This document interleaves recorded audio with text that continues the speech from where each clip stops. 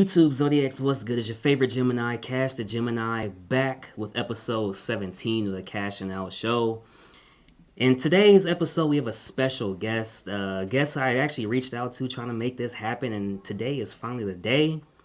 But before we get to the special guest, the special guest has to come two special co-hosts, right? So I couldn't have one, had to have two, man. We got Steve from Casual Nerd Problems in the building, and also Jon The Everyday Collector. Week 17 is Amilcar Fong. I appreciate you being here, man. It's an honor. And hey, like I said, I couldn't wait for this one. Thank you. Thank you very much for having me here. Thank you very much. It's a pleasure to be here. Yeah, most definitely, man. Most definitely. And before we get started, I just want to go ahead and say hi to the chat. We have Edwin Diaz in the building, Dennis Perez, Vane21, Luke, Aiden Martinez, Danny Lee. Oh man, we got a lot of people here, man. Chase, what's up? Jeez. What's up, Pudgy? I see you here, man. Warren Dante is in the building. Brenton, okay. Forenzi Collects, all right. And Dominator, looking forward to chat, guys. Great guest. Yeah, man. Appreciate it. So Casual, Jon, Amilcar, appreciate you guys all being here. Just get started right away. How are you doing today? How did I what? How are you doing today? How is 2022 treating you so far? Busy with a lot of work. Thanks God for that. But yeah, especially super busy. I have a lot of work to do for specifically for Tweeterhead, which is the main company I'm working for right now. So we have several projects that we are developing, and yeah, super busy and happy and happy to have that chance and the opportunity to work with them. Yeah. Yeah, most definitely. So when it comes with working projects, is there how far out do you actually go? Do you know like your like layout for the whole year, or is it kind of depends? Well, sometimes it's that's what Tweeterhead right now, it's a very new company, and they are increasing and developing and really quick. But sometimes you have maybe one, maybe two, maybe three statues or projects ahead.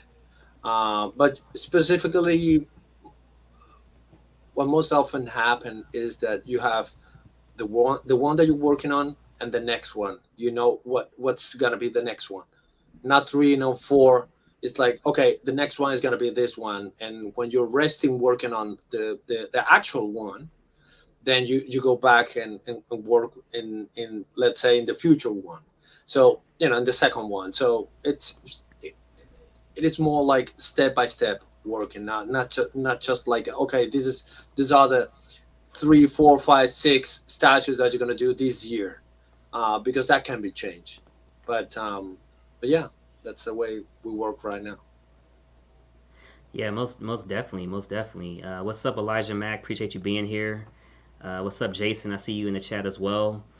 So when it comes with Tweeterhead specifically, the projects that you've been able to work on presently, are you kind of happy for the future of what you kind of like? Is the future great for the collector? Is what I'm asking. Can you please repeat the question again? Sorry for the interruption of a. No, yeah. So based on the work that you've done with Tweeterhead in the past as well as present, does the future actually seem like bright to you in terms of what's to come? Are we able to expect a lot more? Well, so far so good, and hopefully the future is going to be promising in the sense of having more projects. We are developing the line of Master of the Universe. And I'm really happy to be working on that line, because as a fan myself of that comic, not the comic, but the TV show when I was a child back in Cuba. It's a dream come true to work with them in that sense, in that line. But at the same time, is the world right now is so crazy with the containers crisis and China and Yeah. COVID and everything, whatever it is that is happening, is slow down everything, even the rhythm of the rhythm of work, the Hmm. amount of work.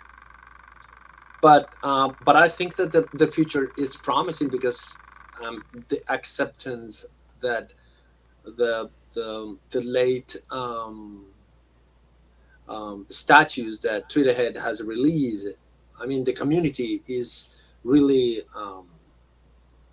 embracing that line and everything else about Tweeterhead. So we're happy with that. Hopefully, I'm gonna still earning because I think I have to earn the right to be there and you know making them calling me to say, hey, to work with them. Hey, do you want to do this? Do you want to work in this project? I am always open to work on creative projects. Those are the best projects for me. I don't like to I don't really, and I don't want to say like, but I don't really enjoy that much of copying something that have been already established. I can play with something like that. For example, let's talk about some, let's say Batman. Yeah. I can copy Batman. I can copy a Batman, but it asks me. I prefer to reinvent a Batman and using the aesthetic that have been established already on the comics, but then reinterpret something like that. You know what I mean? Yeah. Yeah. The character. It's exactly the same that I did for XSM with the Scarecrow. So those are the most important projects for me and the most enjoyable, where I can put my imagination to work. So and Twitter right now is doing a fantastic job on that. So yeah, I'm happy. I'm happy, and hopefully the future is going to bring more projects like that. Yeah, and speaking of Tweeterhead and also Scarecrow, when it comes to the Tweeterhead Scarecrow, I know certain people they like different scales, 1/4, 1/5, 1/3. I think that might be the best Scarecrow that I've ever seen personally. I love that Tweeterhead Scarecrow. The base, the gas, the colors, the sculpt, the design, everything about it is really good. So for me, it's my favorite Scarecrow that's out there, that's available. Which is also ironic because you do have XM Studios Scarecrow as well, which is another good Scarecrow in the Samurai line. So it's kind of crazy the connection there. Because I'm not a Samurai line collector, but if I was, that would be the one that I would actually get would be the Scarecrow. Mm. Yeah. Yeah, Um, that was funny. That was funny because I started to work on the Scarecrow for Tweeterhead right after I finished the Scarecrow for XM, and that was kind of a, well, that's funny. Guess what? I'm doing another Scarecrow, but I just work on just the head, one of the heads of the head Scarecrow. mhm. The other guys that work on that, Ariel Mora Remis, and he's a friend from Spain. He's Cuban too, but he's living in Spain. Several people work on that piece, and they did a fantastic job. But just got the chance to do a classic Scarecrow head, which is different from the work I did for like Sam previously. So that was a refreshing in that sense of, okay, let's work on this guy, but doing it again in a different way, knowing that I did my take on that already. Um, that was fun. That was fun. Yeah, most definitely. So how is it working on two versions of the same character? Do you have to obviously one's samurai and one's just your traditional scarecrow, but did you have to was the thought process different when you were designing those both, especially since it was kind of back to back? um, I know The first one was really crazy. The Scarecrow for XM, the Samurai one. That was a fantastic job. That was a beautiful opportunity to be creative and to study the Asian and Japanese culture from Hmm. different perspectives. Uh, that was a beautiful journey to create that piece, and how to convey all that knowledge and all that rich culture in one sculpture without just throwing a lot of um, aesthetic elements. Because see, one thing is, the way I see art is that in order to create something related to that culture, in this case Asian, um, you don't just use elements, visual elements, in order to convey that sense. You have to study and you have to have a reason to use those visual elements, and they have to um, be part of a background story. In that case, we didn't have a background story, and I created one for myself. The story of the character, the relationship with the character, with that specific character, in the relationship with that one with the Orochi Joker, and so sort of inventing a background story for myself, and based on that, or while doing that and creating that at the same time, designing the character and choosing which elements are uh, can fit better in order to convey some sense of madness, witchery, or like making him a mad scientist from the medieval times in Japan or China or whatever. So Hmm. that was a fantastic job. I enjoyed immensely. I wish I could have more of those projects. And at the same time, in the case of the other one, it was more just I was as the job was to sculpt only the face or the head.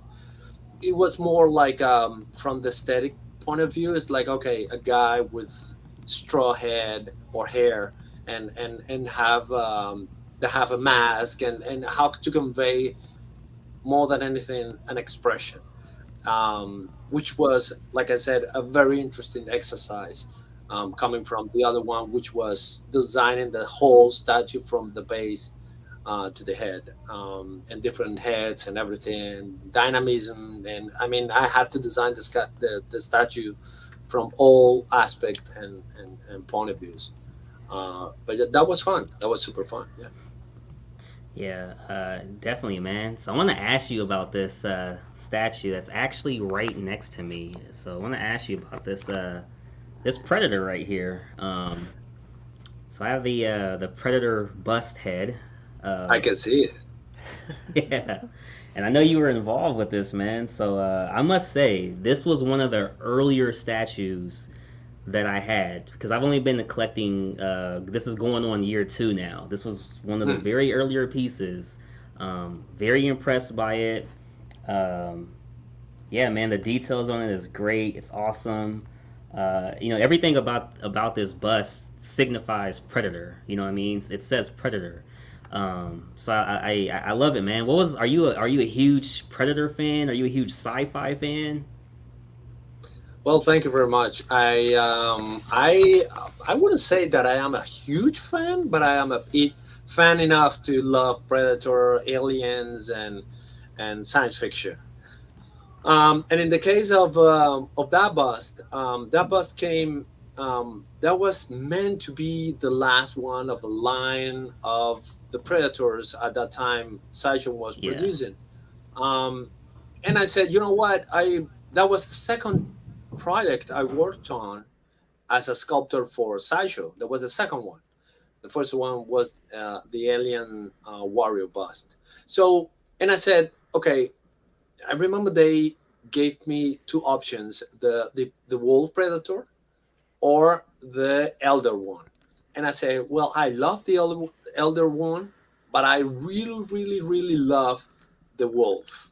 I think is one of the best representation of the Predator.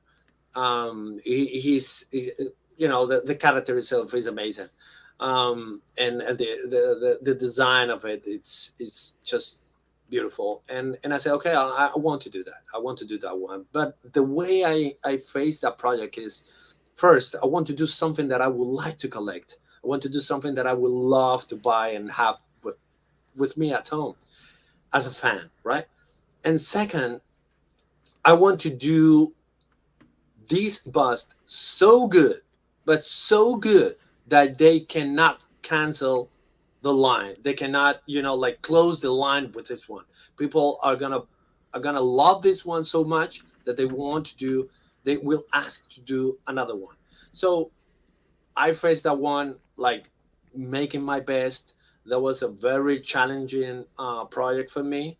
Um, but yeah, man, I just love it. That was like I spent on that like maybe 6 7 months working on that Wow. bust. Wow. That was done traditionally using super sculpey and epoxy, Avis. Um, so yeah, man, that was a really really work of love. You know, like I want this to make it. I want this bust be like the best one. So yeah, I'm glad that you have that one and you like it. W- We we have we got a lot of questions coming in through the chat. We'll get to them as well, guys. If you have any questions, please put it in the chat. We're gonna get through some of them. I wanted to mention, you know, you've done some outstanding work with the Court of the Deadline, but Mm, I wanted to ask you your overall experience with one of my favorites, the recently released Rancor. mm. How would you rate that overall experience? How was that? The design? How did you like working with that character? How was the overall experience? Well, yes. The Rancor was for sure. Back in Cuba, we saw all those Star Wars movies, and at home we were a fan. We really were fans of Star Wars. Hmm. But specifically, one of the things that I do really love, I love creatures in cinema in general. I love it. Creatures, monsters, all of that. Um, so of course I love the Rancor scene with Luke and everything. So I was at that time I was looking to um, moving from the concept art job at Sideshow. I was trying to move to the sculpting department, and and I was ready. I really wanted to learn ZBrush. At that time, I was already, you know, like I knew the basics, and I was looking for a project where I could prove that I can do something in ZBrush at a level, at that level, you know, the level that Sideshow really has. And and I remember that my friend and our director at Sideshow at the time, David Igo, right now we both are working for Tweeterhead. At that time, he trusted me, and I have to really really thanks him because he trusted me, the project, and he said, okay, we started with something, but Matt Black was doing did the rough base of the Rancor, but he had to move to another project, as it usually happened. And they say, okay, I think Amilcar have the opportunity and have the skills to do this. Let's try him. He wants to start. He wants to start working as a sculptor. So this is a perfect project for him. Perfect first project for him. And that's what I did. I took it, and the idea was to design the Rancor with a more modern aesthetic. With We were also working with Anthony Mestas, who is a painter and at the same time was a project manager at Sideshow, and together with David Igo, we established a sort of a more natural look and feel of the Rancor. We wanted to step away from, I mean, at the same time being loyal to the pop, let's say, we saw in the movie, but at the same time bring him and add in some elements of the nature, and trying to bring the sense of something more believable. Hmm. See that on the feet, you can see that on the belly, some scars, and the way everything is, the masses and the fat tissue. We try to convey something more natural, if you want, that could really exist. So that was a fantastic job. That was difficult for me because that was the first one. And at the same time, how many rancors a company produce is only one in 10 years. Yeah. So there was a little bit of a challenge and pressure, but I think I did my best as always, and thankful, and I'm really thankful for the opportunity. Sideshow, you know, Sideshow trusted in me. David Igo and all those friends and several sculptors there helped me with that, with the process. I had a lot of doubts, so I wasn't sure. I was sure that I could do that I could, I how to say, I believe in myself Yeah. as an artist. I believe that I could bring something new to the table, to the project, that I can bring something. But at the same times, I had a lot of doubts because I was not, and I'm still not, but I at that time, even less, I was not a master of using the tool, which is ZBrush, digital tools. So I had a lot of doubts. A lot of people helped me with that. How can I do this? How can I do the cuts? How can I do the textures and everything? So that was really challenging, but thanks God everything went well and people love it. Yeah. Yeah. Yeah. You did. You know, sometimes it just takes somebody to give another person a chance so that the other person can bloom and be successful. And it clearly happened because that statue was such a phenomenal job. And I know how many collectors were happy to receive it. And not only that was all collectors from an overall spectrum were thought of because you have the larger one so that you can get that massive representation of the Rancor. But then for the people who want that representation but don't have the real estate in their collection, they had the option to buy the smaller one as well. For me, it was such a great release and well done. I say thank you. You're most welcome. I'm glad. I'm glad. It's one that I would like to have one day in my collection too. The small one, because the big one is like, Yeah. or I have a dog or I have a rancor, and I already have a dog. So Awesome. That's funny, man. That's really funny. Dog or a rancor, huh? yeah, um, it's way too big. The Rancor doesn't need to eat, so I go with the Rancor. Yeah, that's true. That's true. oh. That's true. Huh? That's a good point. That's funny, man. So I have a couple pictures here. I wanna bring up to show you of a couple of buddies of mine, and these are pictures of theirs that they have. But before I show the first one, I just want to ask you, the Court of the Dead. Why is it so intriguing? It's original. It's fresh. Um, when somebody says those words to you, the Court of the Dead, what does that mean to you? Well, Code of a Day was a fantastic opportunity for me. When I started working for Sideshow, I started working as a concept artist in general. I started working and designing bust and bust for Hulk and Captain America and random things. But when Court of the Dead started and the line started to be developed, they they saw in my talents the possibility to develop some aesthetic of a line, and honestly I think I could say that artistically and in terms of design, i I grow as an artist through the Yeah, opportunity of working for Code of the Dead. It was so special that I think that the Code of the Dead discovered the artist in me, some veins of inside of that realm of dark underworld fantasy, and at the same time, um, I had the opportunity to offer um, a unique vision, if you want, because it was that, not because I am unique, but because the way I work is that I go deep into my thought, deep into my history, deep into my experience, deep into my background, in order to give something potentially unique. And that was always my goal with the Court of the Dead. So it was a beautiful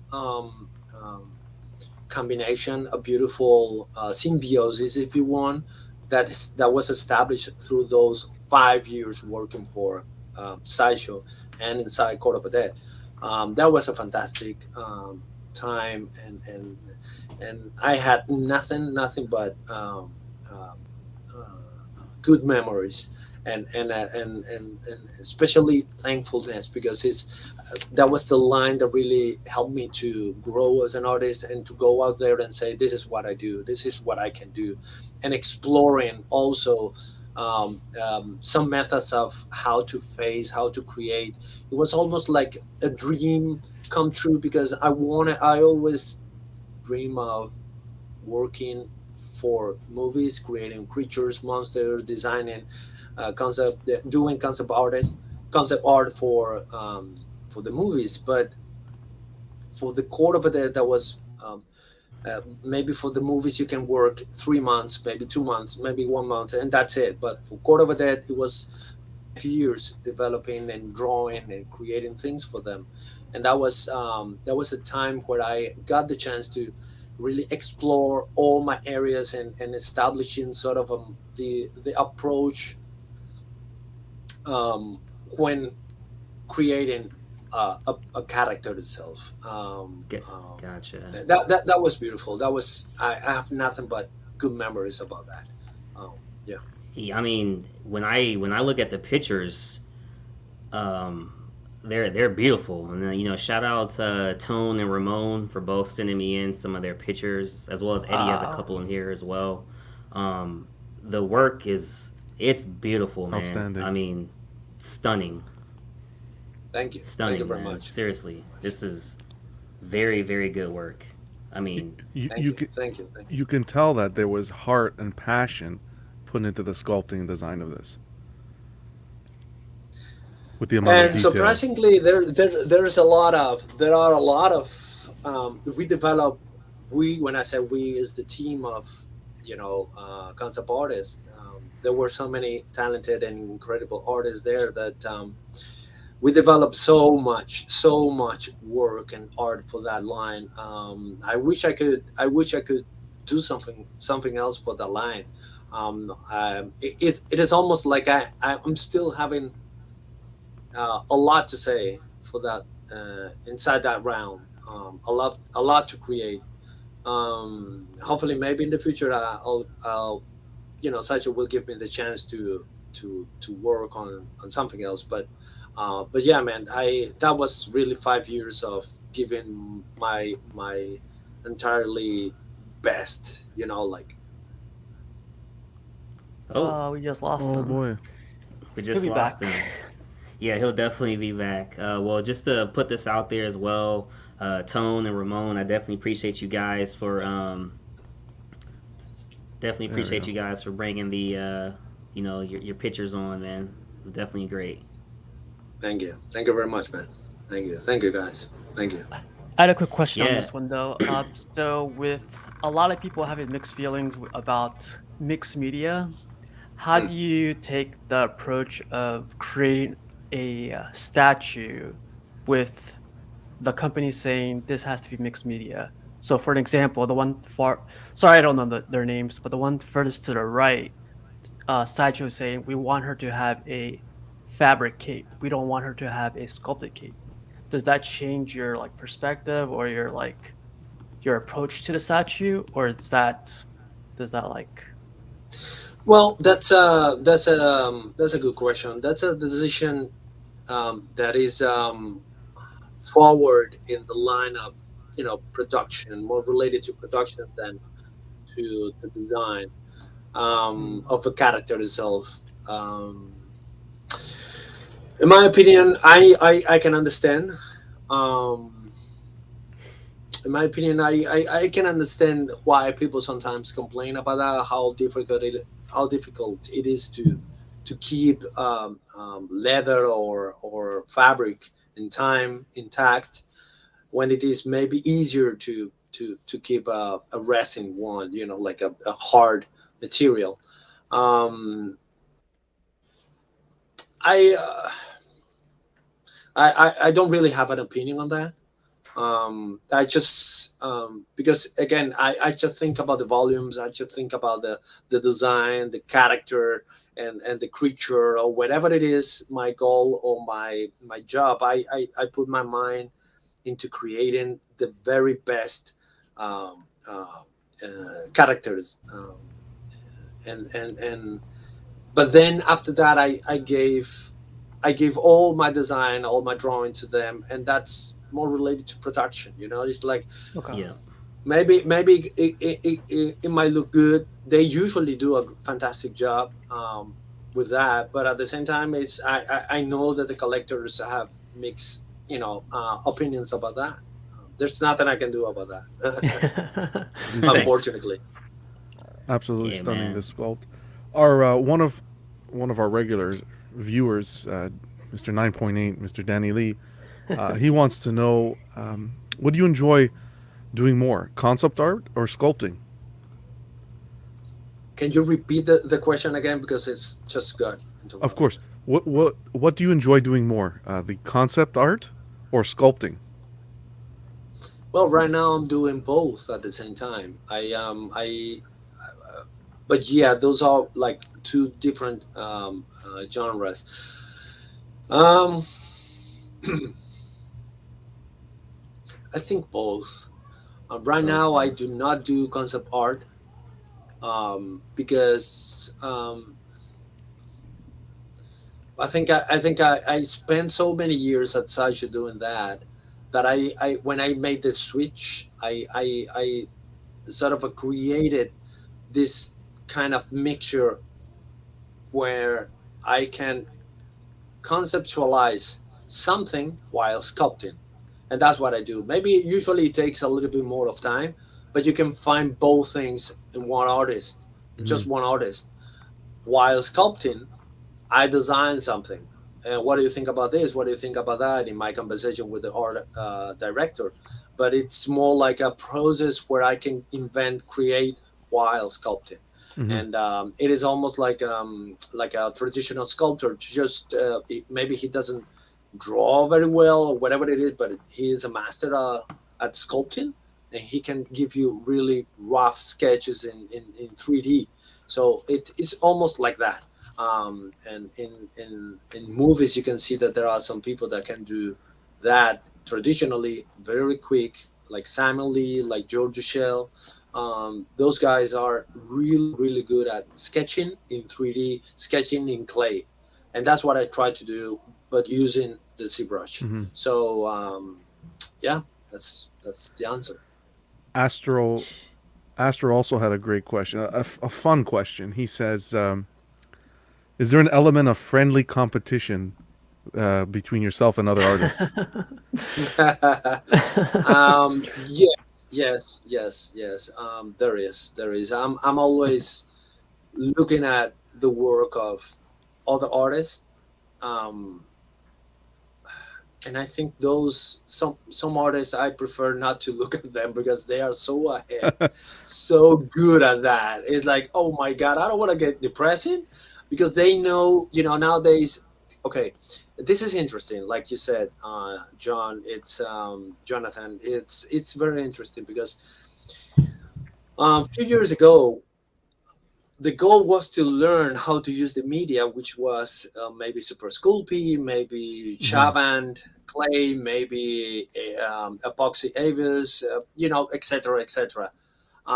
But once you get that, once you get to know the medium, which didn't take more than a year if you were consistent, then you were free to explore ideas and create and really develop your vision. But nowadays it's a never-ending process of learning with these um, um, new tools that are, the digital tools. Hmm. You always have to study, always have to learn something new, always have to learn a new way to do things. And that sometimes takes a lot of energy from the creativity, which is the main thing, the thing that I enjoy the most in as being an artist. And it's sometimes it's really exhausting. So sometimes you just, for example, with, I'm sorry to go back to that piece, but sometimes people think about this what is it, the scarecrow, the samurai scarecrow. And some people even asked me if I did the clothes, or yeah, the fabric on that, using a program, a digital program, specifically for fabric, which is called Marvelous Designer. And I said, no, I just sculpted in ZBrush. Everything was sculpted in ZBrush. Amazing. Everything was done in ZBrush. Because you have to understand the clothes in ZBrush. Right now, they have some tools that affects whatever it is that you're doing as a cloth, with gravity sensation, feeling and everything. But but again, I like to sculpt everything, and as a tradition, in a traditional way, but using a digital medium, which brings, I think, I hope, something, an element of fingers on that. It's Yeah. not so digital, it's not so perfect, it's not so realistic.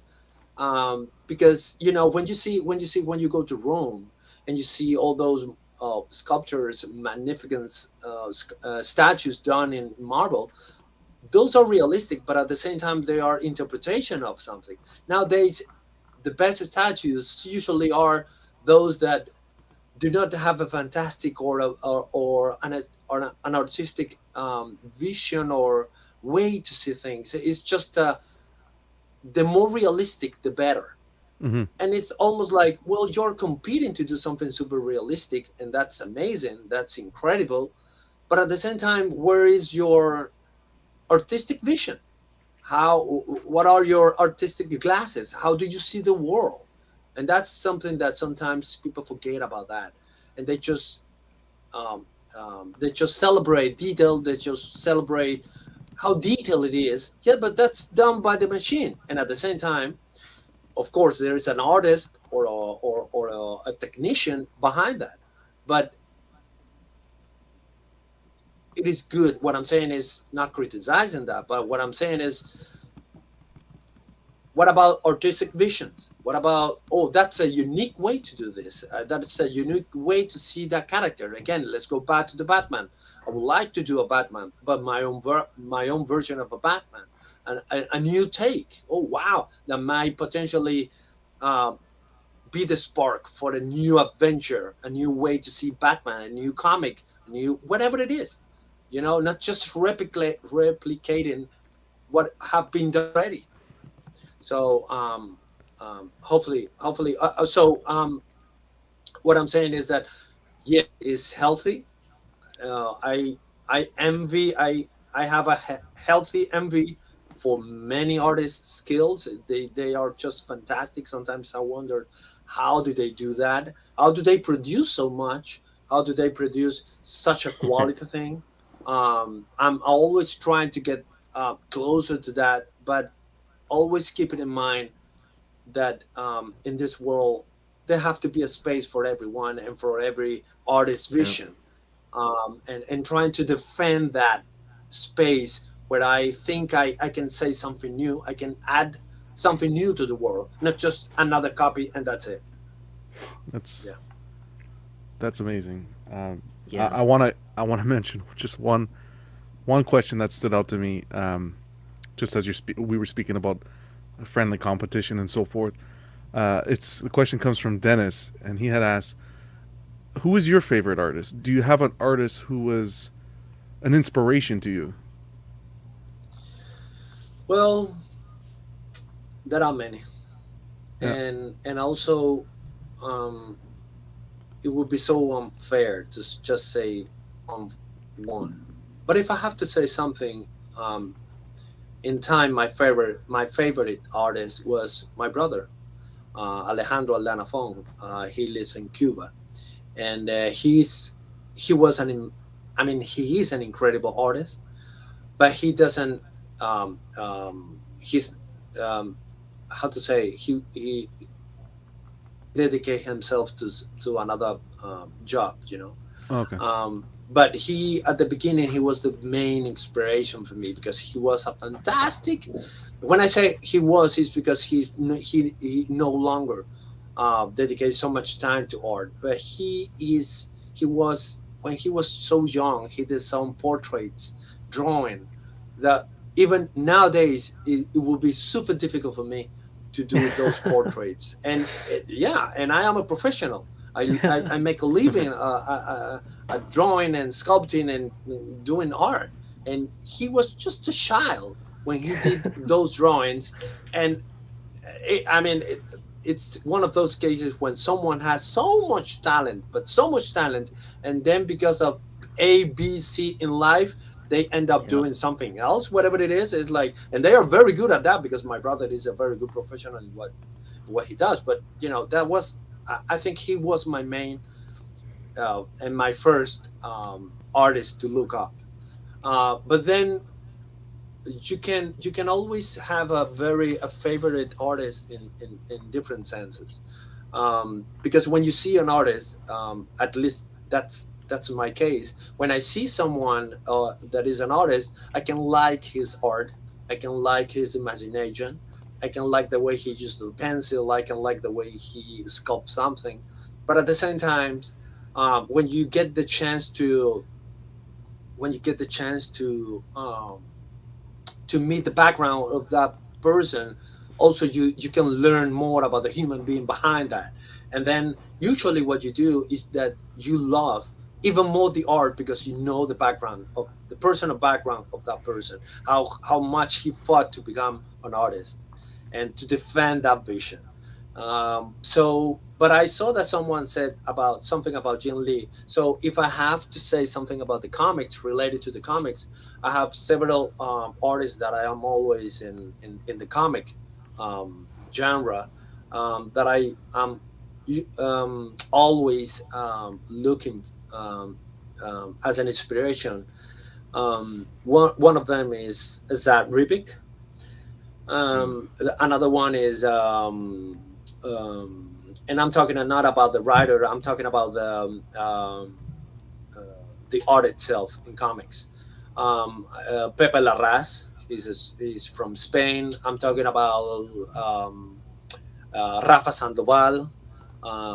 There are several, but those three are the main ones that I do really love in terms of comic. Okay, but in terms of sculpting, we are talking about, for example, the one that you're showing right now, the statue you're showing right now is Malavestros. Mm-hmm. He's an incredible artist, Yeah. sculptor, Mark Newman from Sideshow. But we can talk about the Schiffer brothers. We can talk about Simon Lee. We can talk about Paul Komoda. We can talk about even Neville Page, Carlos Huante. We can talk about even, I have a friend in Spain who is he's working also for Tweeterhead, Ariel Mora Remis. You should. He came from the nativity realm of sculpting traditionally in clay, and he does a fantastic work in clay. And now he's working for Tweeterhead, working digitally. So there are so many great artists out there that it would be so unfair to put just one Hmm. on top of others. So yeah, it's a long answer, but there you have. Thank you for answering that, and it's exciting to hear about your brother and that clearly talent runs in the family. Yeah, yeah. Do you think you get that more from your mom's side or your dad's side, like with all the sculpting talent, or was your mom an artist, or was your dad an artist, or? No, both of my parents really support my art and my That definitely goes. my art, but they didn't really have that. Their talent was more like teaching me how to behave in life. That's their talents, That's and teaching an me how important not to talent. behave, and not how to be, how not to behave in life. But I think that the main source was my brother, and I have to thanks him and thanks life for giving me his example. He also was so talented, but so talented that even I remember him seeing him carving in wood, and he didn't, as myself, he didn't uh, go to any art school. So he just knew how to do it. He just knew how to do it. He knows how to do it. He knows how to do a portrait, which is one of the most difficult things in any art, related thing is making a portrait is really hard. And he just did it, and he was less than 15 years, and that was something like wow. Even today I do really admire him as an artist. um, um, so yeah, no, not my parents but my brother, yeah, totally.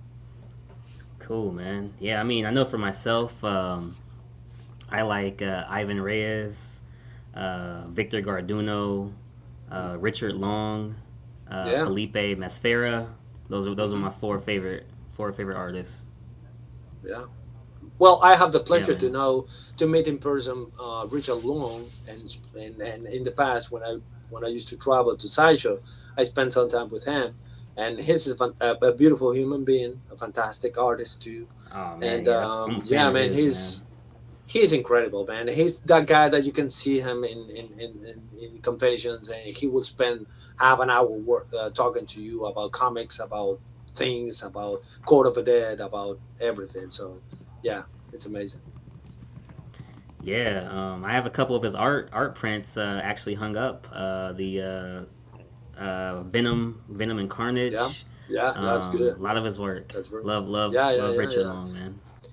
Yeah, I remember him. I remember him coming to when he came to Sideshow and started to do some concept art for Court of the Dead.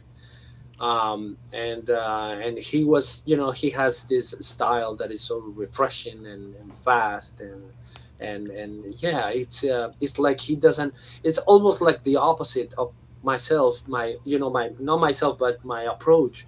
I usually take a lot of time to think about one thing, one in order to create one drawing, and how I go deep.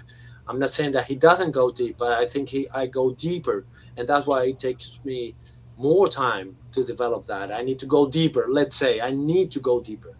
But in his case, he goes deeper, but at the same time, he just he's just so fast creating things and ideas and generating ideas. I try to explore only one when he explored maybe five, six, and in the same time I do only one, because yeah, he's super incredible. I mean, I wish I could do that too. Yeah, most definitely, man. Most definitely. These are some of the pictures from our buddy Eddie, Oh who boy, has the Rancor.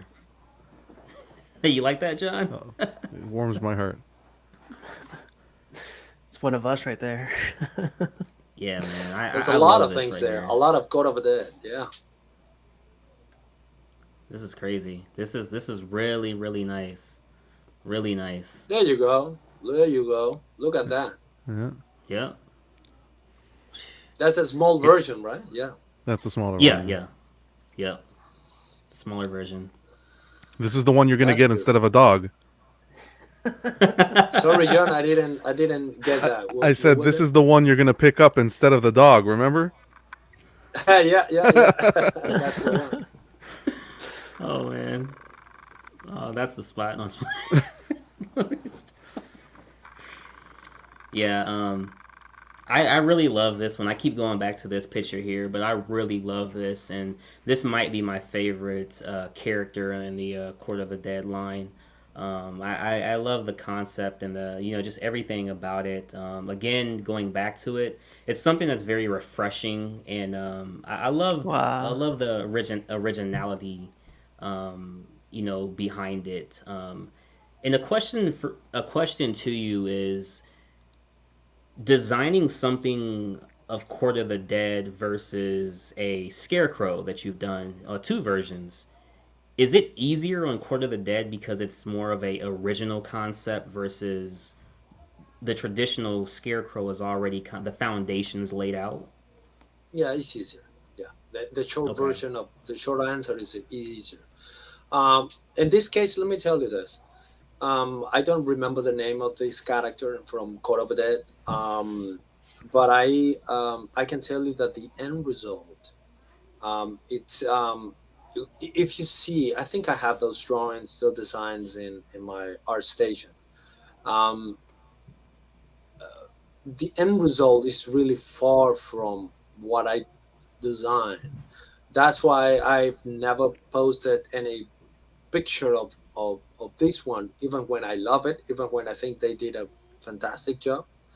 But it's the end result is so far from what I have designed and conceived that I cannot see any of my art on that. So that's why even when I was part of a process, it would be unfair to say, oh, I did, like taking credits from. It's like, well, yeah, I helped on that, but I mean, it's so far from what I did that I don't know. I don't think it's fair Mm-hmm. to get credit. But yeah, I was part of a process of, sometimes your job is not to open doors but to close ones Yeah. in terms of closing in terms of concept art. So but yeah, that is beautiful. And but yeah, that's Court of a Dead is one line that it's a that was an opportunity that rarely happened, really rarely happened. Yeah. I wish that line could be more out there, developing more and expanding and several things. I don't know. I wish they could. I don't know if the line is still alive or in pause, whatever it is. But I think it's a line that the idea behind that and everything is so cool that it deserves to have a lot more artwork produced, I Yeah. think. Yeah, most definitely. Now, speaking of the Tweeterhead Skeletor bust, Wow. this is one of the most amazing busts that I've seen. Even for people who aren't fans of Master of the Universe, I think they can appreciate what's been, you know, brought to us here. It's very amazing. Are you said you grew up being a fan of this cartoon. Does that make it a little bit more appreciative when you are a fan of something? Well, I don't know. I think so. I think so. For me, it's crazy, because when I was in Cuba, I remember my friends. I just got I just got the chance to see the cartoons, the TV show. Um, um, but I remember going to school, and I had some friends that had family in U.S. and those families sent to them the toys, the classic toys and everything. And I saw those those friends from school with those beautiful and incredible toys. I just had the chance to dream about those. I never got one in my hands. Never, never. Even when I was a huge fan of this TV show. A little bit of a sad story there, if you want. As a child, I suffered from that. But anyway, life is like that. Nowadays, I have the chance to work on thanks to David Igo, my friend and concept artist. Art director at Tweeterhead, first in Sideshow, now on Tweeterhead. he gave me the chance and the opportunity, the amazing opportunity to do this bust, and we did it together. We designed it together, and that was a fantastic opportunity. Yeah, I do. You never have the you're never sure about if people are gonna like it or not. We were sure about what we wanted to give. We were sure about the feeling that we want to achieve and convey with the expression, with the pose, with the menacing look and the chest out, almost like a sort of a Terminator in a way. Even when Skeletor came before Terminator, but we wanted to achieve that. Whenever you have that, it's not just a guy with a mask of skull or without a flesh, because that's another element. You can We wanted to go horror, but realistic, but not so horror that would disgust, would be, like, oh, I don't want to have that disgusting thing in my house. We wanted to keep the balance of, yeah, that's a classic one, but at the same time we want to have that because that skull is beautiful. I love that skull. It's menacing, it's beautiful. It's almost like the same feeling of people having the Terminator bust, Yep. or a Terminator bust on display in their house. So that's what we wanted to achieve, and at the same time giving them the sense of realism, and in terms of the chest, the skin, the design of the armor, etc., etc. So that was a beautiful job. Yeah, a really enjoying experience. And it's like what Cash said. It attracted people that weren't exposed to the character. That's how beautiful and well executed it was. Yeah.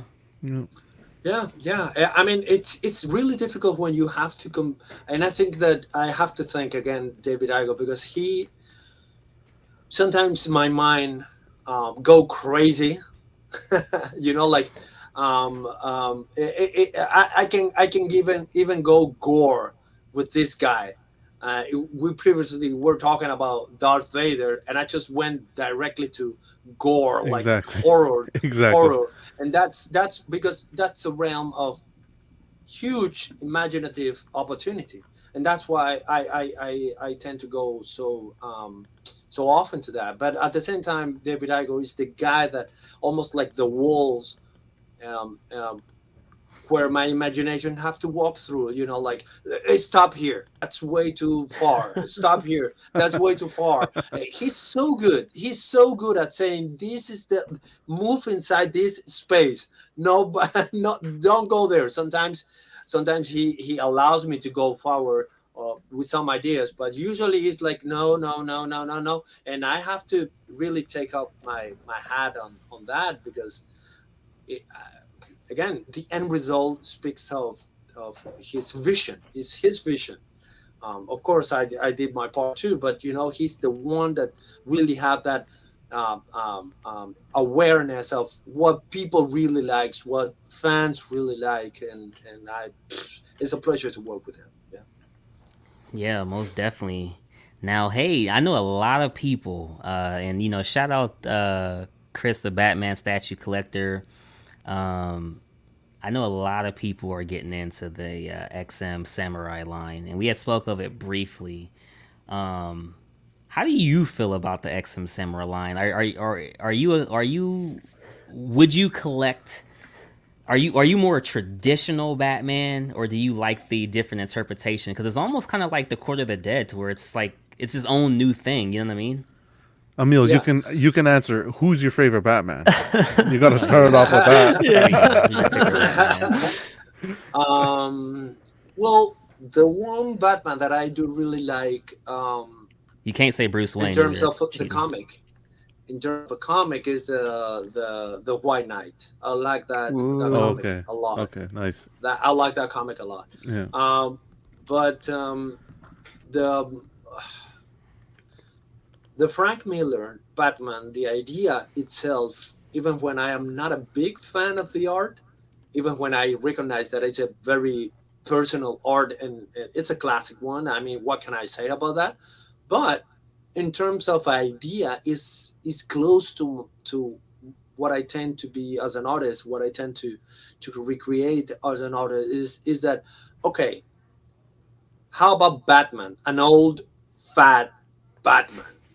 And that's very close for me. That's because the Batman from Middle is a guy that really, belly guy, wide. Maybe it's because the aesthetic of the way he likes to draw, but I don't think so. But anyway, the idea itself is beautiful in that sense. It opens up a lot of things. I would love to do. I mean, if you can add, if you can, let's say, if you can portray, if you can create a Batman with all the scars, with all the fractures because of the falling, because of the whatever it is, you would end up with a Batman so deformed, but so deformed as a human being with a lot of scars. That would be super interesting to see how a guy like that would dress himself to bring justice to the street. It's a great point.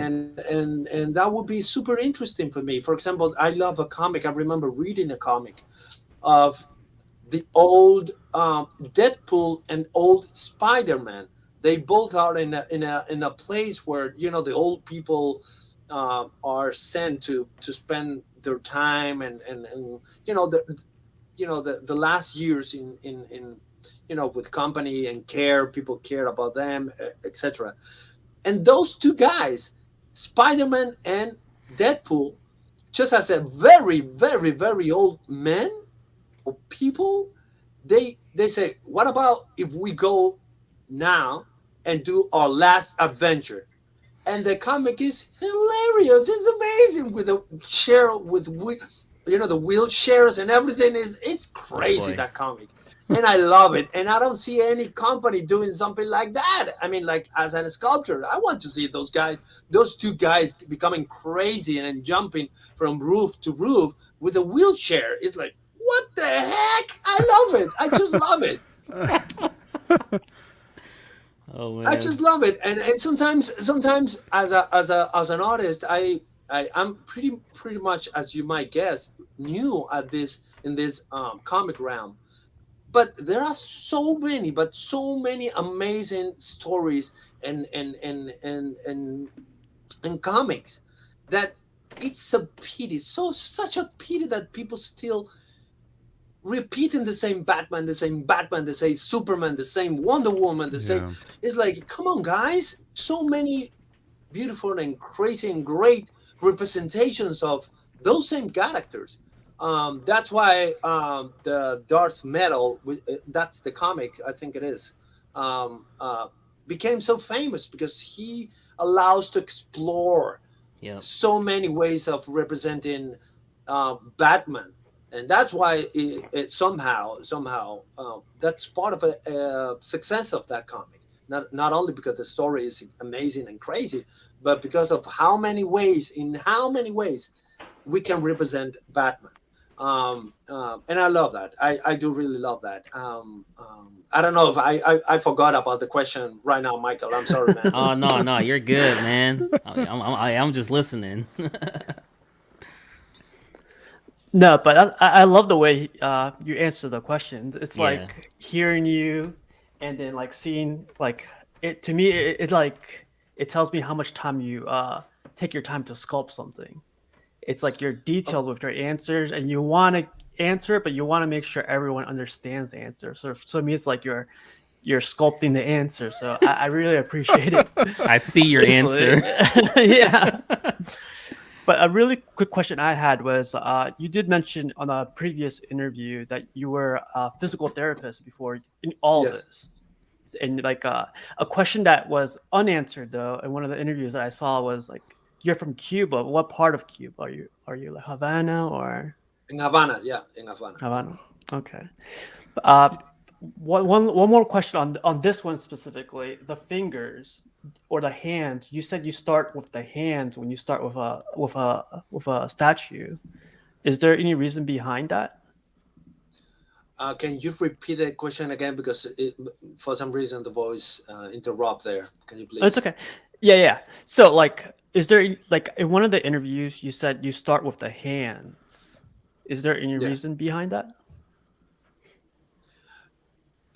Let me repeat the question. You're asking me that I sculpt and love sculpt hands, and you're asking me why the Whoa. reason. Well, I don't get it. Sorry, but that was what? wrong channel. Steve, No, Steve kidding. likes hands. Danny Lee, man. No. I'm In one sorry, of the guys. in- I'm sorry. No. At least No, don't I'm apologize. making you You're fine. laughing. You're fine. I am making you laugh. That's good. Yeah, That's very don't good. apologize, please. So, like, one of the interviews you said you start with the hands. Is there any reason why you start with the hands? Okay.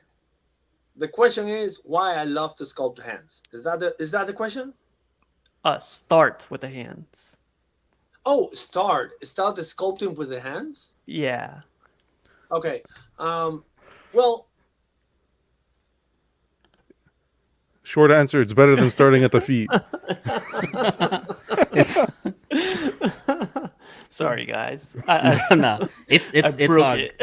No, it's we were having some difficulties. I think it's for a some little bit of reason the connection. there are There we some go. difficulties there. Perfect. Yeah, no problem. Okay, let's go with the hands. Yeah. Well, every time, for example, I remember some sculptors telling me that they usually work in one hand, one female hand and one male hand, and they use always the same hand. They actualize that hand in ZBrush, when you can store something and use it, reuse it.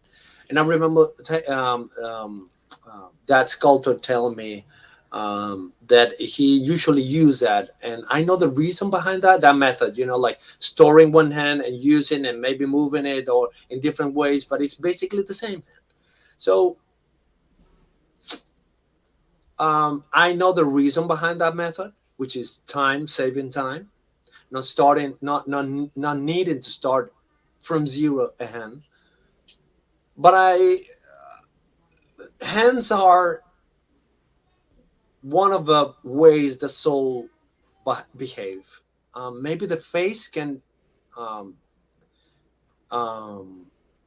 lie, but hands usually will not lie, like eyes and hands. So for me, I do really enjoy sculpting hands because of that. And the anatomy of hands is really strong, really beautiful. We are here as human beings because of hands, because of the developing, the evolution of our hands. We build because of hands. And then in that extent, I also love and enjoy sculpting feet. But hands, particularly, every time I have to start a new project, I redo from zero the hands, because through sculpting the hands, I also have the opportunity to ask myself, what's the feeling of this character? What is he doing? What do we want him to express with the hands? Mm-hmm. And I spend a lot of time sculpting the hands and trying to find out what's the gesture of the hands of the character in particular. But I love the hands, and this guy that you guys are showing right now, the Scarecrow, I enjoy tremendously sculpting those hands, because they as you can see, the guy is all covered. I didn't have a lot of space to show his anatomy. He was so covered with all the fabrics that the only thing that I had to show his twisted mind and sick mind and dimensional, and also deformed way to see things is through their hands, through his hands and his face. and that's why I enjoyed a lot the sculpt in the hands of this guy, the Scarecrow. But in general, I love hands. I do love hands. Yeah. I I appreciate being here this evening because listening to you explain that, I don't think I'll ever look at a statue the same again. We me personally as a collector, I think it get to the point where not that you get greedy, but you become entitled, and you look at the art and you don't sit back and think about what was going through the artist's mind while they were sculpting that or while they were creating that statue. Yeah. And sitting here listening to you tell that story and just something simple as the way a hand sculpted or a paint application on a hand and how much detail and how much work goes into it, there's for me personally, I have a different level of appreciation for the art form that goes into the work of the statue. Definitely. Oh Awesome. I Awesome definitely to hear appreciate that. it too. Yeah, like the Awesome to hear whole that. the motion of the hands. Like I see it in a bunch of statues that I do have. I've noticed it, but I've never ever like would have thought of like that gives direction in a sort of way. So it's nice to hear. Yeah. Thank you very much. I do really appreciate that, guys, because um, you know it's different when you. I usually think about this. Okay, when you, and again, please take every comment or opinion that I give here in the way of I'm trying to put out there a sort of awareness, because sometimes we all have the right to approach the collecting in our personal ways. Sometimes it's Yeah, just because yeah. we like it, just because we like the figure, and that's it. We don't see it. We don't care. We don't care about the effort the artist put behind. We don't care about that. We just like that, and that's it. We don't care. For Exactly. example, we don't go to the jean store and say I want that jean because I know the guy who designed that one, and I know the guy who made the fabric, and we drank a coffee, and the guy while he was doing the fabric and designing the fabric, he was dealing with some hard stuff in his family. No, we go buy a jean, we wear it, that's it, done, Yeah. period. And we all have the right to do that with, in this case, the collecting. But I think that it is good to bring some awareness to the collecting community about the process of creating something like that. And again, the main goal is to add appreciation for the end product, right? Yeah. And in this case is my idea was to I when I saw the people reaction at the beginning for this piece, people say, no, it's not my scarecrow, it's not the scarecrow that I like. I can understand that. Why? Because it's a new way to see this character. It's a new way to represent this character. What I'm telling or what I'm saying is I am inviting you to see or to look at this character in a new perspective, the perspective that XM creative people propose to you. Let's make these DC characters. Let's put that. Let's make a time journey and put them in a fantasy world where um, super advanced technology can deal with or can exist or coexist with medieval or cyberpunk, whatever technology can exist. So, and that's a beautiful journey. In my opinion, that's a beautiful journey. It's exactly as proposing the the Darth Metal comic. It's like, hey guys, I am proposing you to go to this place and create this multiverse of darkness, and people love it. And that why Yeah. not loving this new genre, this samurai line? Now, once we accept that, once we say yes, I bought the ticket, let's get into this train of fantasy and let's go there. You need to be open and try to understand the journey. And that's what I did personally as an artist. When I had to create this scarecrow, it's like, okay, how can I represent that? How can I see this guy? That was difficult. And um, that was really a challenging thing. Um, Again, it's one thing to create a Batman, no matter how much and how bad or well you sculpt a Batman. People love Batman.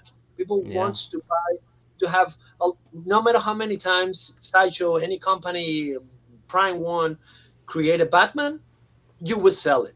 No matter what, you will Yeah. sell it. It will be Yep. so bad that and it would have to be done so bad that people can say, no, I don't want to buy that because it's Batman. People Yeah. will wants to buy Batman even more than Superman because Batman is closer to the people. That's why they created Batman. Not just Superman, the guy that came from another planet. I came from my mom and my dad, not from another planet. So that's why people get have Batman so close to their hearts. So no matter what, if you as an artist have the opportunity to create a Batman, you will have to do so bad, in order to do something that nobody wants to buy. That, man, come on. So you have 50% already won there. So now, um, uh, someone is doing something, is making a joke about the jeans. The Yeah, he said jeans. I'm Um, sold on the jeans. oh my God! Now, in this case, the Scarecrow is even when he's a very one of the most famous villains Yep. from Batman. He's not he's one of the most famous, but he's maybe the third, maybe the fourth, maybe the fifth. It depends on each one of us. Um, so it was in that case even harder to try to convey. How can we say again? How can we loyal? How can we be loyal to the classic representation and Yeah. at the same time conveying the neo Tokyo medieval samurai thing? And that was a real challenge. Now, at the same time, not only that, have to be um, a beautiful sight. You have to create a piece of art. You have to create something beautiful to look. It cannot be just Yeah. something, Yeah. someone deformed, someone Hmm. with gas, and even um, um, um, I remember that at the beginning I designed this guy lacking some fingers, having some fingers cut off because of the deformity. He was so sick, so poisonous by the gas himself, that Oh he yeah. lost some fingers in his hands, almost like I was using as a reference the hands of people with leopard. And I remember Angsen, the art director, and from XM, he said that's way too gore, too far. People might not like that. And I understood that. Yeah, that's okay. But at least they allow me to to create the deformity of the hands. So um, I can be the whole night talking about this project because I spent so much Nah, time that's trying to convey yeah. so many elements of beautiness and history accurate and the you have to be respectful when you take in my that's my opinion, my approach. You Yeah. have to be respectful for the when the time comes to use the reference from other cultures. You have to be respectful with that. You cannot just use it, take it and put it there because it looks cool.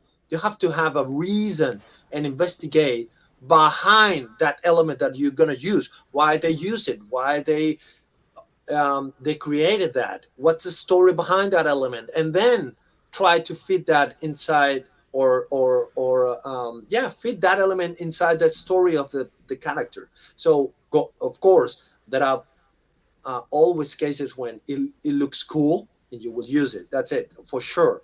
But you have to be always try to be respectful with the culture, and at the same time you grow as a person, you grow, your knowledge about that culture grows. So that's the way I try to approach the design of, and I'm really glad that people like it, people love it. And also, Yeah. with, let's talk about the pose. The pose try to make you turn around the piece, which is something that we're not talking about the drawing. We're talking about three-dimensional things, three-dimensional piece of art. You have to turn around that. You have to. What I want you to do is to turn around that. What's behind? What's the look inside? What's the look from this angle? What's the look from the opposite angle? And I know that for all the artists, that might look like, yeah, that's basics. But at the same time, um, um,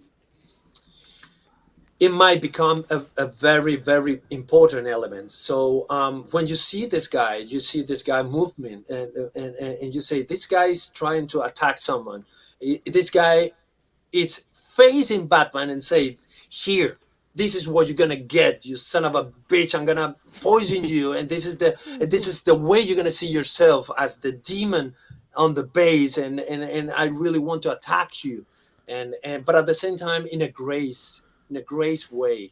It's not just a clumpy, old, sick, man with a sick mind.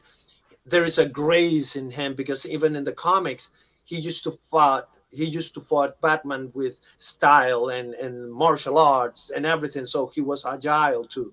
So you have to convey that with only one pose. That Yeah. Yeah. grace that the man somehow knows, even when he is a decrepit old man, he can move fast. So many elements, guys, so many elements to take in consideration, to do this guy, that I do really appreciate, and that you guys can see that. I Hey, man. I Damn. completely I completely agree with you with what you said about Batman. You can, doesn't matter what rendition of Batman, you could put nipples on his suit and people will still Oh, buy here it. we go. Here we go. Shots fired. Is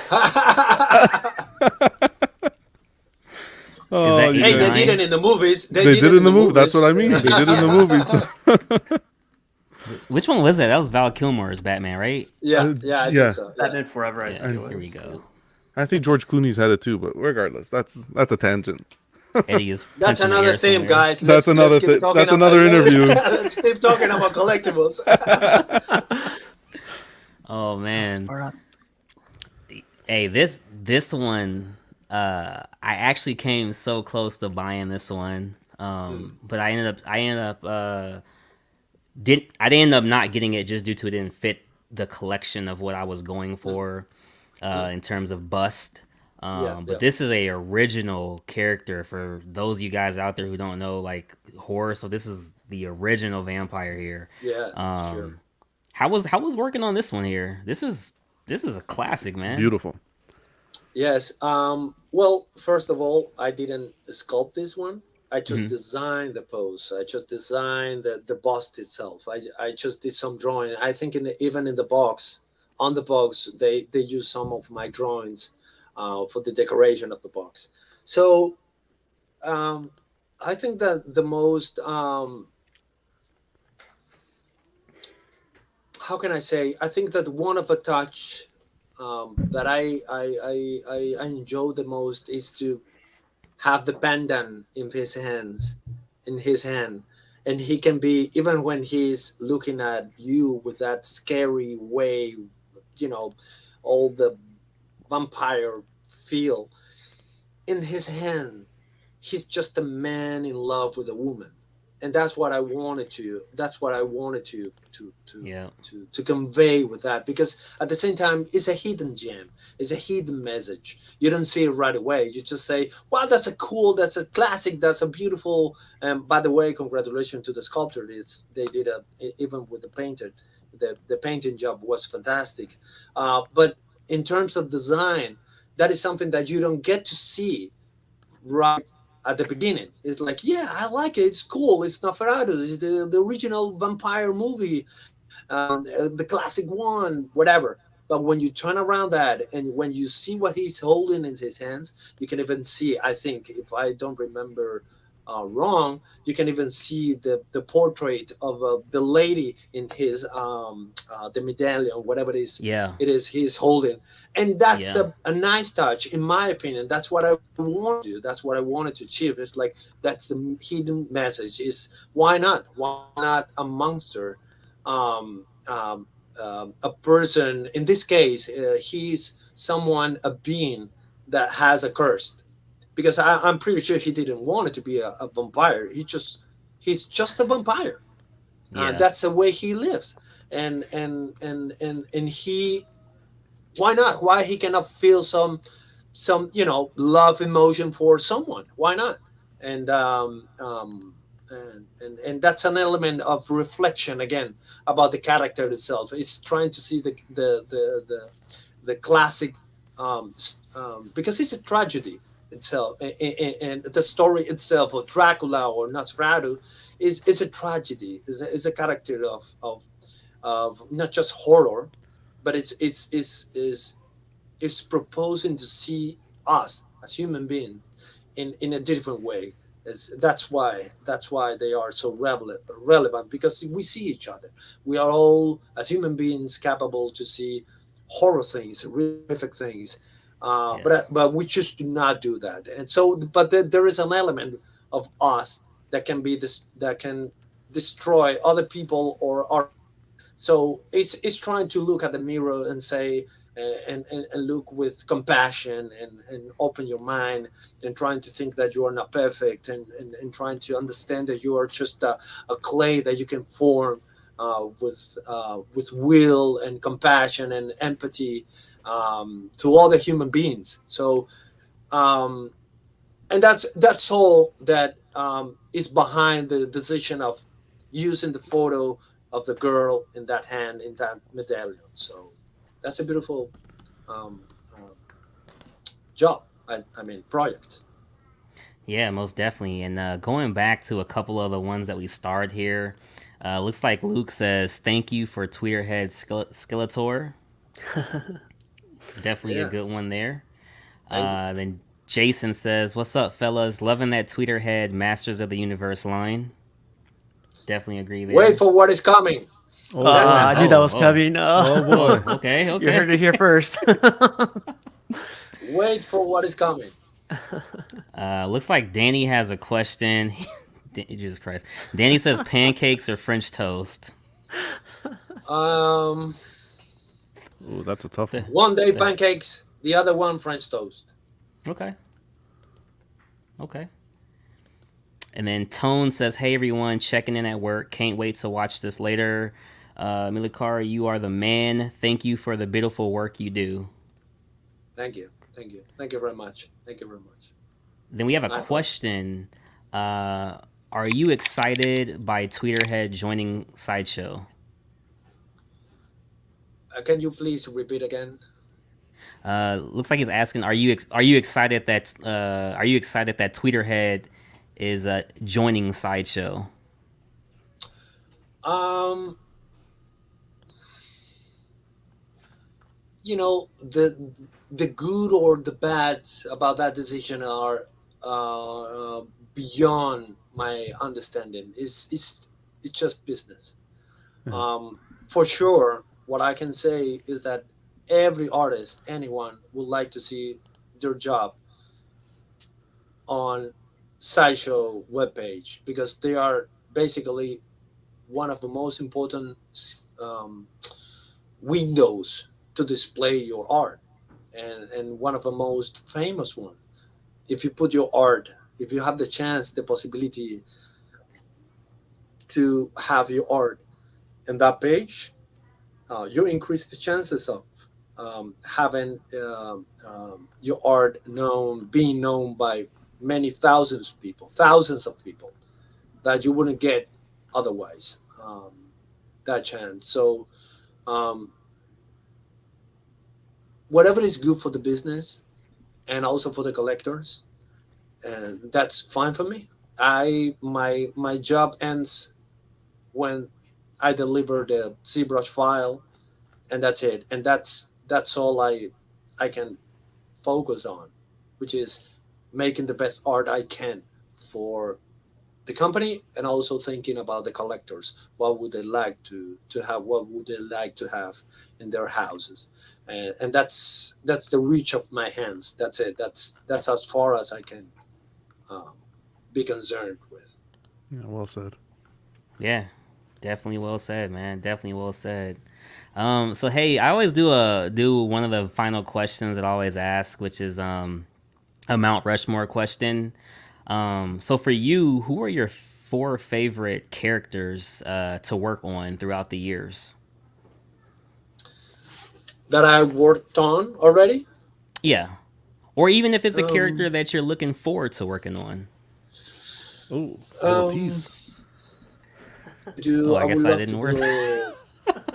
Okay, let's start with in terms of sculpting, Michael, or just designing, or what? Like Whatever your sculpting, right? preference is. Yeah. Okay. Y- Cool. Um,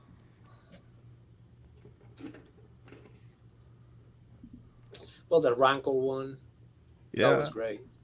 The Scarecrow one, that's great. That was great. The Uh, Skeletor uh, one, that was which great. Scarecrow? Because you Oh, the did one both. from XM, the one Oh, okay, from XM. XM. Okay. Yeah. Oh, I'm sorry. Oh, you're fine. I'm sorry. Yeah, sorry. The one from XM, and again, Uh, it's because of, like you said, you might love a project or a character, and even when you don't love that character, like I love the Scarecrow. I didn't know anything about the Scarecrow, but it became so familiar. It became the journey that the job proposed was so fun that it became so a beautiful project. So, but if you're asking about the characters itself, no matter how much how much fun was the project, then I would say the Rancor, or Glavel, the bust for Court of the Dead, Exile yeah. for Court of the Dead, the bust too. Um,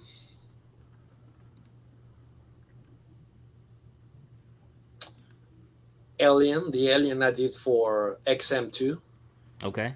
the Alien Warrior, because that I love the Alien genre. Like the movies and Yeah. all the story, the comics, and the novels. I love everything about aliens, and even the Predator that you have alongside there. I love that one too. Um, yeah, I had the pleasure to work on many interesting characters. I would like to do a Hulk one day.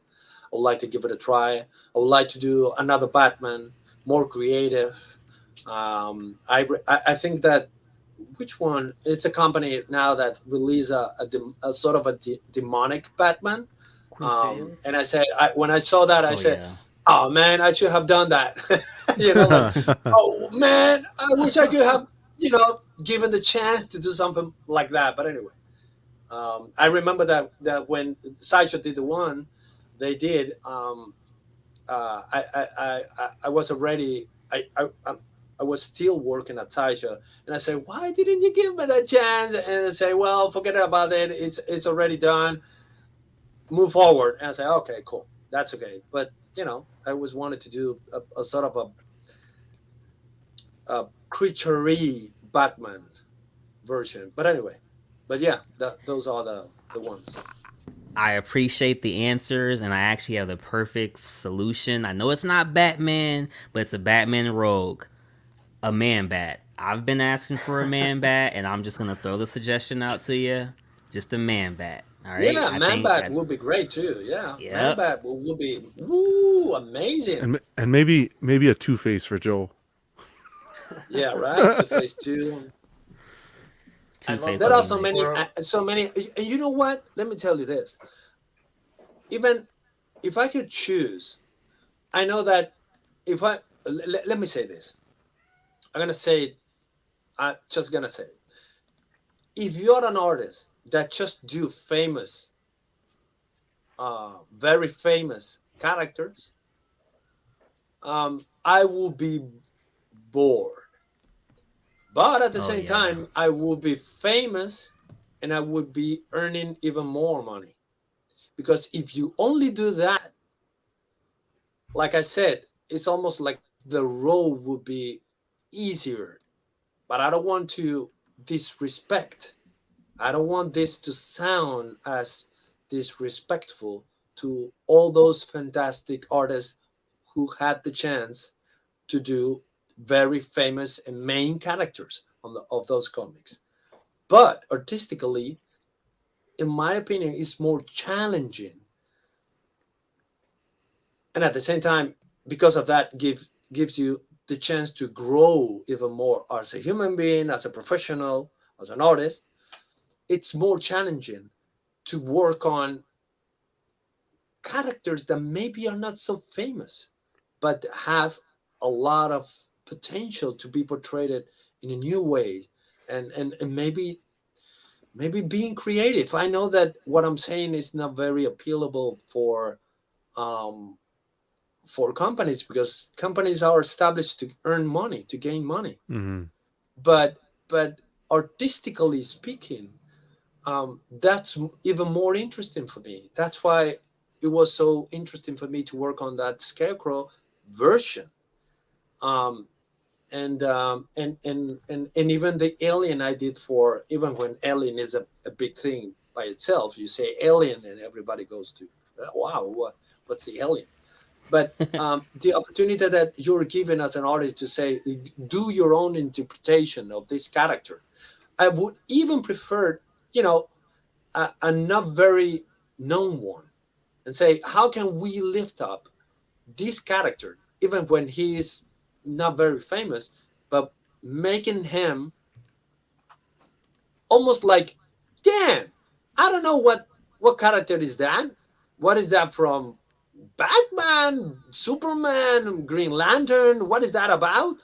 But the statue is amazing. The sculpture is amazing. You know, that's what I want. That would be awesome to say, you see what?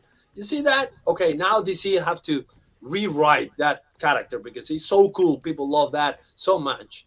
I don't know. You know, maybe I'm just imagining crazy things, but that's what I want. That's what I enjoy the most.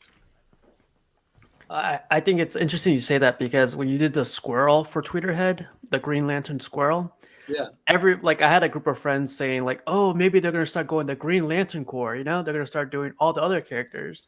And I was like, I hope so. I mean, the squirrel was awesome. So Well, you know, I for example, I love the Green Lanterns comics. I'm not a big fan of, you know, I mean, I am a big fan because they're Green Lanterns is creatures, and it's like mixing aliens with classic comics, like with superheroes. It's amazing. There are some aliens there developed there and drawn and conceptualized and designed on those comics. Some aliens that are amazing, and I would love to. For example, there's no company in the world that have done, like, okay, let's go to the Green Lanterns and let's say the three main characters, but no human, just one human. That's it. And then creatures, the second creatures, the main one, let's Yeah. say Kilowatt, let's say Kilowatt. another one, whatever it is. Let's do a round of that, and then let's go to the yellow lanterns and yeah, do Sinestro, and then do Yep. the other one, and then two, at least two creatures, and then let's go to the black lantern, and let's go. I don't know, why not, guys? Why not? Why not? Why so many Batmans? Why so many Wonder Womans? Why so many? You know, come on, let's open that. But I know that companies are established, um, you know, as a business, but at the same time, um, you cannot avoid thinking, what if we do that in a very good way, with very good taste, with a strong artist and concept artist and art director behind, a good team, and do around of those statues and characters. And why not? Why not? I don't know. I don't know. I have a huge faith on giving to the collectors what they want, but at the same time, things that they didn't know that they want. You know Yeah. what I mean? It's like surprising you. It's like, holy shit, I didn't know that I want that so mad. Why not? I think we should just clone you and place you one on each company. How does that sound?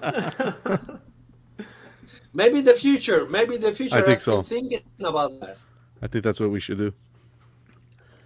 Looks You like know, I think that's there's a big gap in the collectibles industry right now. It's like yeah. I was talking about that with my girl a few hours ago, and we were saying, okay, if every company, let's say ice cream company, just give people just the flavors that they want and that they know, man, that would be boring. That would be super boring. Yeah. Just 3, 4 flavors. That's it. And I mean, I don't know. I don't know. But anyway, that's Yeah. something for the future. No doubt, man. No doubt. Looks Are like we talking Ferenzi. about statues or are we talking about jeans or and ice cream? Oh man, Aiden says he sold on the jeans. Ferenzi says, "What was your first piece of art that you submitted to a company for production?" That was in terms of sculpture. That was the Predator City Hunter for Sideshow Collectibles, Nice. the one with the square base. Then, Gotcha. but in that I did that with Adrian Taboada, which is another incredible Argentinian artist to sculptor. But by myself, I mean from beginning to end, the whole thing. That was the bust, the Alien Warrior bust. Okay. Cool, man. Cool, cool. Man, so what would you say, like, as of right now, with all the things that you've learned and all the years you have underneath your belt, is there anything you would do differently if you could turn the clock back, let's say 10, 15 years? Well, I just been working in this industry for 10 years, so let's say 10 years back, Yeah. I would have started learning ZBrush earlier. Um, that's one of the things, and I would develop also a more sharp business side in me. Yeah. Not so much passion, or at least the same passion, but tamed, or yeah, tamed. That would be the word, maybe. With a business, with a very highly developed business sense, with which I lacked for many years, and I'm still developing that. I have so much passion for what I do that I sometimes forget about that this is a business, and sometimes I have paid for that. But anyway, um, those would be the things that I would change. But you have the most important thing, which I think the majority of people lack. Business is business. You can learn business. But I think what people lack nowadays is the passion. You can't teach passion. Passion has to come from within. Business you can teach. It's the passion that you need. Yeah, yeah. I think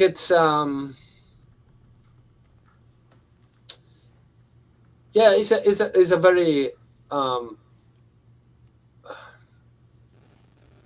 you have to find the balance, and and it's a personal homework, Yeah. because if you want to live of creating art or creating, yeah, art, Mm-hmm. you have to learn how to create art but at the same time, how to sell it, how to sell Yeah. yourself. And unfortunately, the industry, in an industry where the most important thing is money, Yeah. they don't usually take in consideration not as strong or as important. They don't give the importance to art itself, because they are just focused on money. Yeah. So it's a very tricky point to find, um, and that's why sometimes you see so many great, truly great artists that their art do not get the chance to be known or even produced. Um, and but it will be wise, not just for me but for anyone, to understand that in order to make a living, and in this industry, you have to create saleable things. For example, in the future, I am hoping, and um, I am working hard, hoping that in the future I can open my own line of statues, Wow. but statues that I like, statues that mean something for me, and and that resemble the way I see the world, the way I think about things. And of course, with artistic and beautiful artistic aesthetic, but bringing something to the world that can be unique, potentially unique, and can and that people can tell that I did it. That is Yeah. something new. That is something that I haven't seen before. That is a touch. That is a way to see things that have been not done before. And so essentially, hopefully, people will back up my ideas, back up my and support my vision. Hopefully, um, but that's the only way to do it, because otherwise, every time you go, it's rare, really rare, the chance of working for a company, doing something almost pure create um, um, almost like new and creative. um, and I know I'm asking too much, Mm-hmm. because if you want to sell something to thousands of people, which will make you gain a lot of money, you have to do something that thousands of people like. Hmm. But if you have a language, no matter how personal it is, no matter how beautiful it is, you would not succeed with that, because not many people know you. So it is a tricky thing. It's really a tricky thing. But at the same time, we should not forget about the fact that in nature, because we cannot forget about that, we should not forget that animals, part of nature. In nature, every animal get the chance to survive, struggle, and survive. Ants to elephants, from elephants to plants. No matter how big it is, no matter how small it is, no matter how tricky it is, no matter how destructive it is, no matter how beautiful it is, all of them got here because they got the chance to survive. They Wow. fight for that.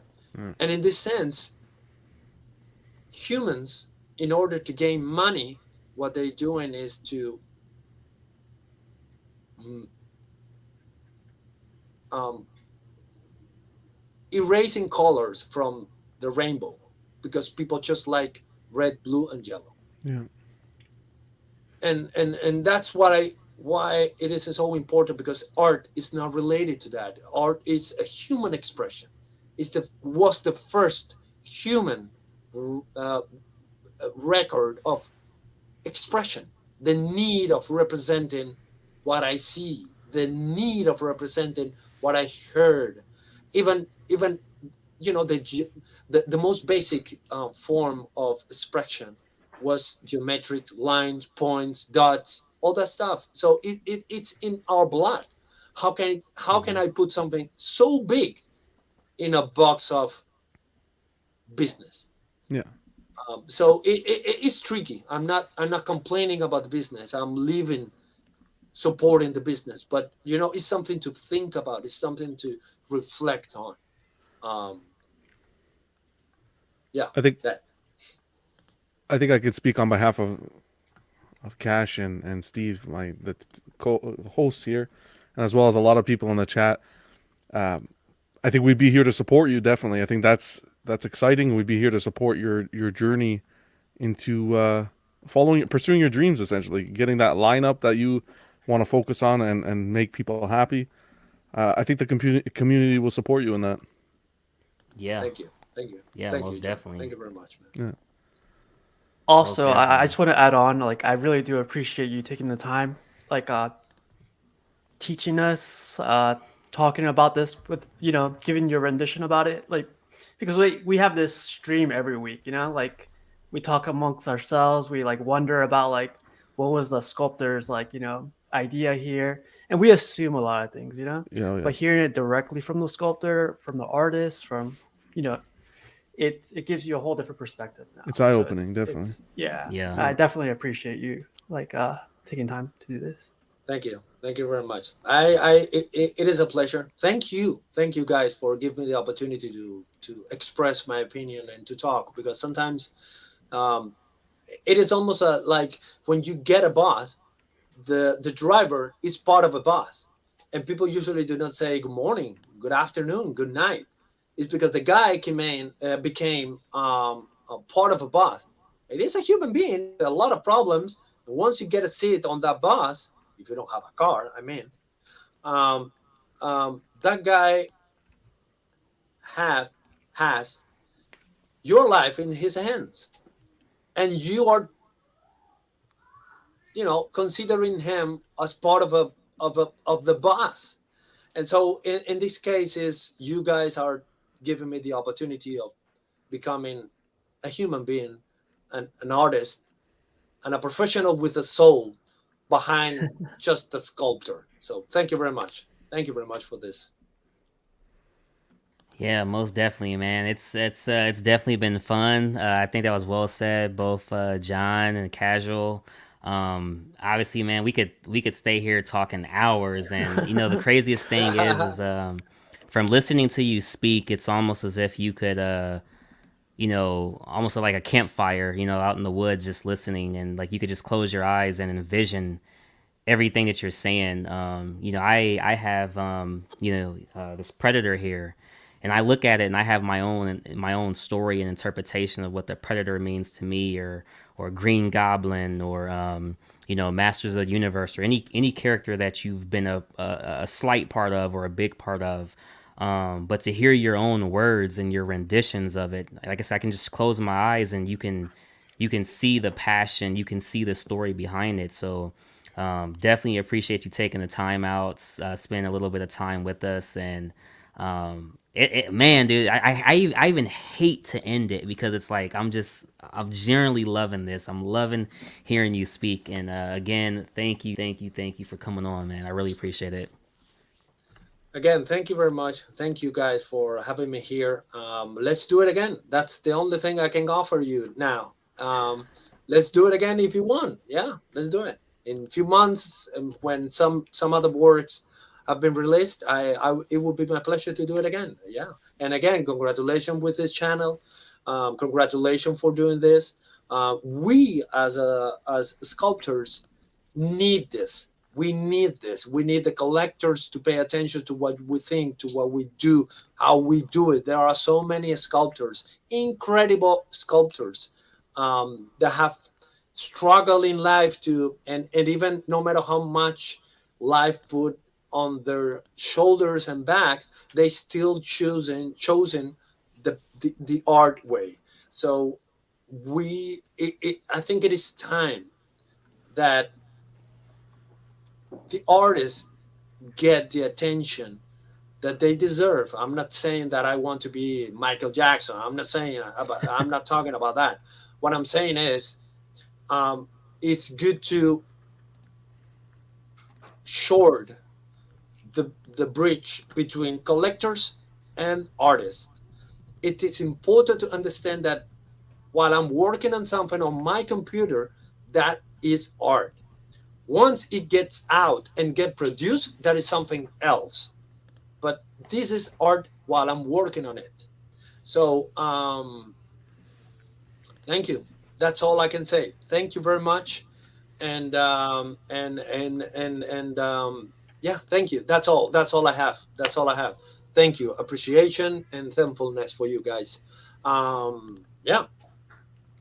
Yeah, not a problem. Everybody out in the chat, I want to say thank you guys for coming and asking the questions, participating in the chat. This has been episode 17 of the Cashing Out show. Again, have my special co-host here with me, Jon The Everyday Collector, Casual Nerd Problems. Today's guest, Amilcar Fong. Appreciate you again. Remember, guys, to like, share, comment, and subscribe. We'll be back next Thursday with another guest in the community.